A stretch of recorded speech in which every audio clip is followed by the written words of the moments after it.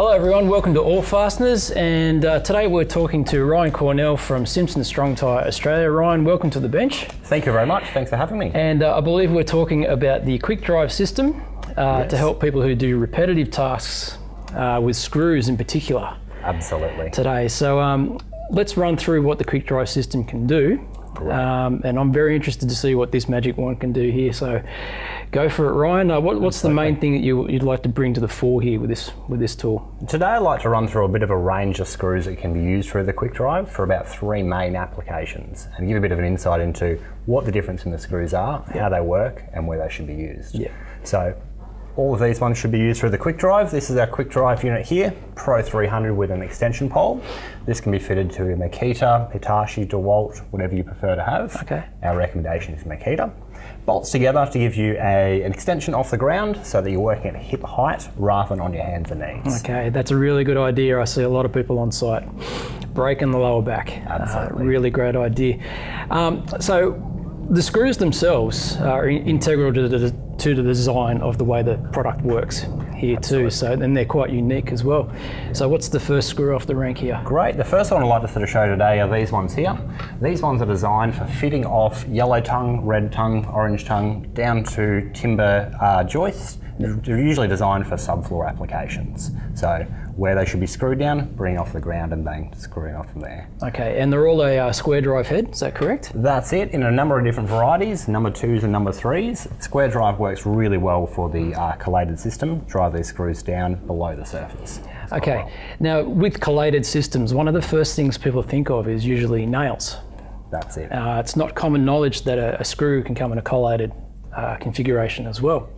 So how does this make that work when a screw needs to go like this to get into the wood? That's it. The first thing off the bat, a screw is always going to work better than a nail. It's going to have a higher capacity, it's going to have a better clamping force as well to bring it in, so you are better off with a screw over a nail in a residential building application.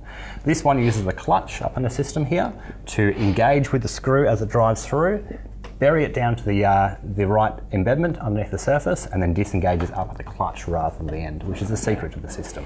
Okay, and that all happens within about a split second, doesn't it? Absolutely, yep. Okay. Almost as quick as nailing. Almost as quick as nailing, great. What's our particular driving system here we're using? Yeah, so this is an old school roofing gun or tech gun. Yep. It basically means it's got a clutch in it. It's going to engage and disengage when you get to the right embedment.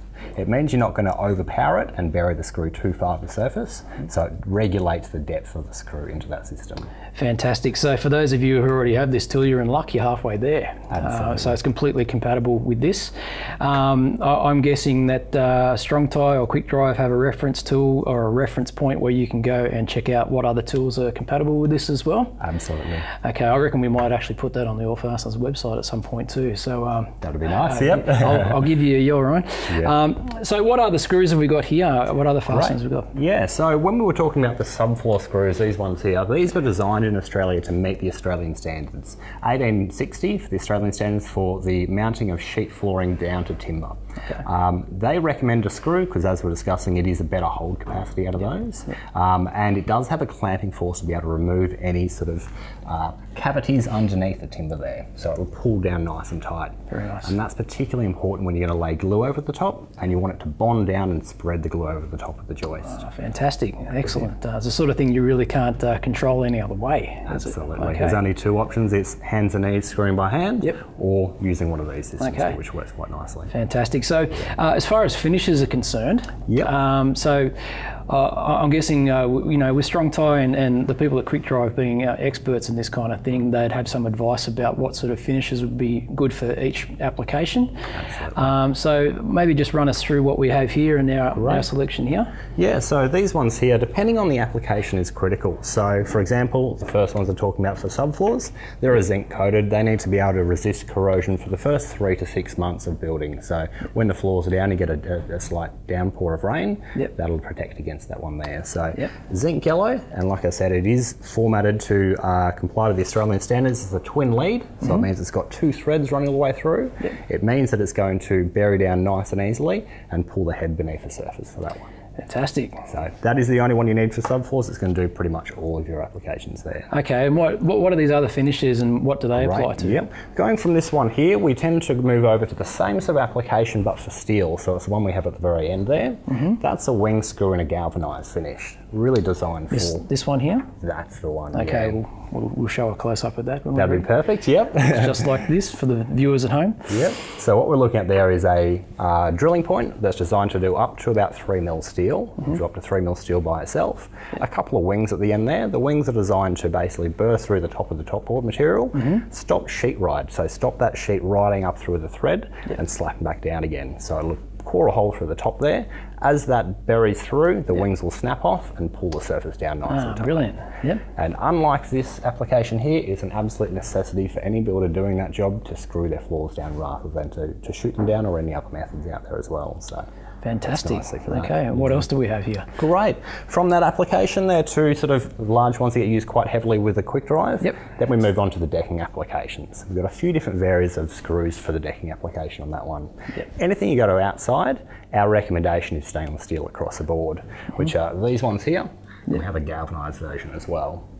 Okay, so as far as applications are concerned, now that you mentioned decking, look, in Australia, our outdoors during summertime is pretty important to us, as it is in the United States, our friends in the US as well. Is it become a market-leading product in that sense? Yeah, absolutely. It's at the forefront of the screw design technology. So because we do know this system here, we make these screws to suit this. Yep. One of the important things is that we know the output and power of one of these machines. Yep. So we can adapt our screws with the engineering to work absolutely perfectly in these applications. Okay. For example, we have a hardwood to hardwood screw. This is put into a bit of F17 hardwood here, straight through the top board of Merbo or similar type hardwood material. Yep. That's going to pre-drill itself, no countersink, and bury down nice and tight there. That's got to save time too without doing the pre-countersink as well. Yes. Okay. Yeah.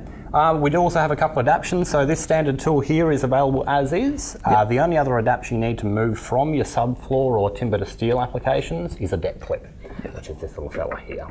So this one here will pop directly onto the end of the tool, like we've got set up on this little one here. Yep.